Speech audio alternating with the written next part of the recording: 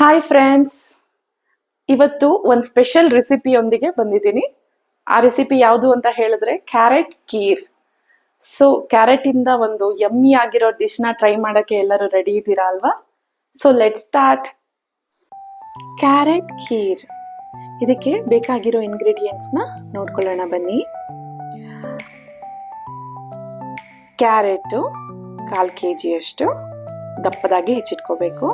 ಸಕ್ಕರೆ 1/4 kg ಅಷ್ಟು, ಗೋಡಂಬಿ ಮತ್ತು ಬಾದಾಮಿ ಪ್ರತ್ಯೇಕವಾಗಿ ಒಂದೊಂದು ಹಿಡಿ, ಅರ್ಧ ಚಮಚ ಏಲಕ್ಕಿ ಪುಡಿ, 1 ಲೀಟ್ರ್ ಹಾಲು, 2 ಸ್ಪೂನು ಕಸ್ಟರ್ಡ್ ಪೌಡರ್, 2 ಸ್ಪೂನು ಮಗಜ್ ಬೀಜ ಅಂದರೆ ವಾಟರ್ ಮೆಲನ್ ಸೀಡ್ಸ್ ಕೂಡ ಅಂತಾರೆ.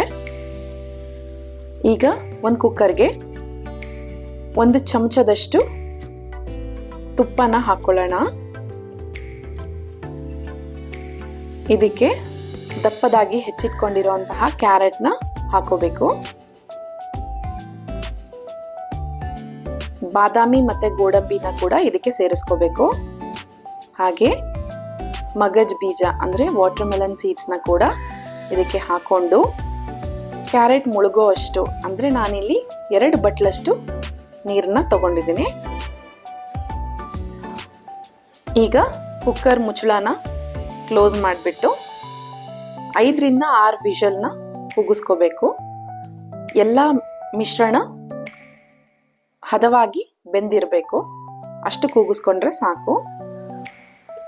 ಈ 4 ರಿಂದ 5 ವಿಷಲ್ ಆಗಿದ ತಕ್ಷಣ ಕುಕ್ಕರ್ನ ಆಫ್ ಮಾಡಿಕೊಂಡು ಕುಕ್ಕರ್ ತಣ್ಣಗಾಗಿದ ನಂತರ ಆ ಮಿಶ್ರಣನ ಒಂದು ಬೌಲ್ಗೆ ತೆಗೆದಿಟ್ಕೊಂಡಿದ್ದೀನಿ. ಇಲ್ಲಿ ಬಾದಾಮಿ ಸಿಪ್ಪೆನ ತೆಗೆದಿಟ್ಕೊಂಡಿದ್ದೀನಿ ಬೆಂದ ನಂತರ. ಹಾಗೆ ಸ್ಮೂತ್ ಆಗಿ ಗ್ರೈಂಡ್ ಮಾಡಿಕೊಂಡು ಇಟ್ಕೋಬೇಕು. ಇಲ್ಲಿ 1 ಲೀಟ್ರ್ ಹಾಲು ಕಾದಿದೆ. ಈ ಕಾದಿರೋ ಹಾಲಿಗೆ 1/4 kg ಅಷ್ಟು ಸಕ್ಕರೆನ ಮಿಕ್ಸ್ ಮಾಡ್ಕೋಬೇಕು. ಇದು ಪೂರ್ತಿಯಾಗಿ ಸಕ್ಕರೆ ಕರಗೋ ಹಾಗೆ ಆಡಿಸ್ಕೋಬೇಕು. ಸಕ್ಕರೆ ಕರಗೋ ಹದಕ್ಕೆ ಬಂದ ನಂತರ ಬೇಯಿಸಿ ರುಬ್ಬಿಟ್ಕೊಂಡಿರೋಂತಹ ಮಿಶ್ರಣನ ಆ್ಯಡ್ ಮಾಡ್ಕೋತಾ ಇದ್ದೀನಿ. ನೋಡಿ, ಕ್ಯಾರೆಟ್ ಎಷ್ಟು ಚಂದವಾಗಿರುವಂತಹ ಕಲರ್ನ ಕೊಟ್ಟಿದೆ. ಈ ಆರೆಂಜ್ ಕಲರ್ ಕ್ಯಾರೆಟ್ ಅಲ್ಲಿ ವಿಟಮಿನ್ ಸಿ ತುಂಬಾ ರಿಚ್ ಆಗಿರುತ್ತೆ, ಕಣ್ಣಿಗೆ ತುಂಬಾ ಒಳ್ಳೇದು. ಇದರಲ್ಲಿ ಹಾಕಿರೋದೆಲ್ಲ ನ್ಯಾಚುರಲ್ ಇಂಗ್ರೀಡಿಯೆಂಟ್ಸ್ ಆಗಿರೋದ್ರಿಂದ ತುಂಬಾ ಒಳ್ಳೇದಿರುತ್ತೆ. ಏಲಕ್ಕಿ ಪುಡಿನ ಹಾಕೋತಾ ಇದ್ದೀನಿ. ಏಲಕ್ಕಿ ಪುಡಿ ಹಾಕೊಂಡು ನೀಟಾಗಿ ಮಿಕ್ಸ್ ಮಾಡಿಕೊಂಡು ಹೀಗೆ ಕೂಡ ಸರ್ವ್ ಮಾಡ್ಬೋದು. ಇದು ಕ್ಯಾರೆಟ್ ಮಿಲ್ಕ್ ಅಂತಾನು ಸರ್ವ್ ಆಗುತ್ತೆ. ಈಗ 2 ಚಮಚದಷ್ಟು ಕಸ್ಟರ್ಡ್ ಪೌಡರ್ಗೆ 2 ಚಮಚದಷ್ಟು ತಣ್ಣನೆ ಹಾಲನ್ನ ಮಿಕ್ಸ್ ಮಾಡಿಕೊಂಡು ಗಂಟಿಲ್ದೇ ಇರೋ ಹಾಗೆ ಮಿಕ್ಸ್ ಮಾಡ್ಕೋಬೇಕು. ಕಸ್ಟರ್ಡ್ ಪೌಡರ್ನ ಬೇಡ ಅಂದ್ರೆ ಸ್ಕಿಪ್ ಕೂಡ ಮಾಡಬಹುದು, ಆದ್ರೆ ಇದು ಒಂದು ಒಳ್ಳೆ ಫ್ಲೇವರ್ನ ಕೊಡುತ್ತೆ. ಕಸ್ಟರ್ಡ್ ಪೌಡರ್ ಹಾಗೆ ಥಿಕ್ನೆಸ್ ಕೂಡ ಕೊಡುತ್ತೆ ಕ್ಯಾರೆಟ್ ಖೀರ್ಗೆ. ಈಗ ರೆಡಿ ಆಗಿದೆ ಇದು. ಈ ಮಿಶ್ರಣನ ನಾವು ಈ ಹಾಲಿಗೆ ಹಾಕೊಂಡು ಮಿಕ್ಸ್ ಮಾಡಿಕೊಂಡು ಕೈ ಆಡಿಸ್ತಾ ಇರಬೇಕು.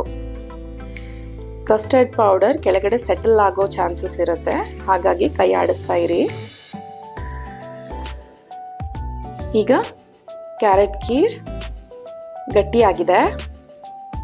ಸ್ವಲ್ಪ ಗಟ್ಟಿಯಾಗಿದ ನಂತರ 1 ಕುದಿ ಬಂದಿದ ನಂತರ ಸ್ಟವ್ನ ಆಫ್ ಮಾಡಿಕೊಂಡು ಸರ್ವಿಂಗ್ ಬೌಲ್ಗೆ ಕ್ಯಾರೆಟ್ ಖೀರ್ನ ಸರ್ವ್ ಮಾಡ್ಕೊಳ್ಳಿ.